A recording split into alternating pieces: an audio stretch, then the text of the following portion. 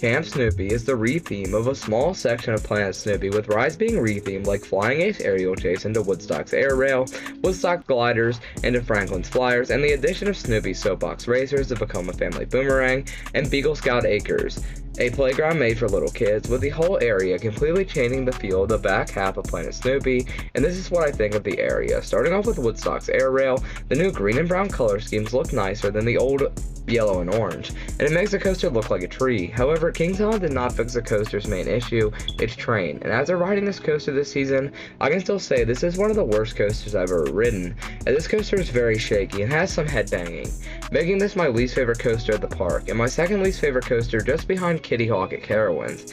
which is the same ride model, not to the other re-theme, Franklin's Flyers, which is a flying scooters ride. It is not the most thrilling version of the ride, as this is more made for families, and I've only ridden this a few times this season, and it seems to be one of the better kids flat rides at Kings Island. But one big issue has started to happen, because over time the brown paint on the fence has started to chip, and you can see some of the old blue paint, which was the color of the fence for Woodstock's Gliders. Now to the new stuff in the area. Starting off with Beagle Scout Acres, I've only walked through this area a few times. This seems like the perfect addition for kids under 36 inches who can't ride most of the rides at the park, and it seems perfect for families with younger kids who may need a break during a park visit. Now to the biggest and best ride in the area, Snoopy's Soapbox Racers, the 75-foot tall Vekoma Family Boomerang that has a top speed of 37 miles an hour and has a length of just over 600 feet of track, with most of that track taken forwards and backwards. And this is not the most thrilling coaster in the world, but some of the turns do have some decent force for a family coaster, and seems like the perfect stepping stone from Great Pumpkin Coaster to something like the Batter Backlot Stunt Coaster,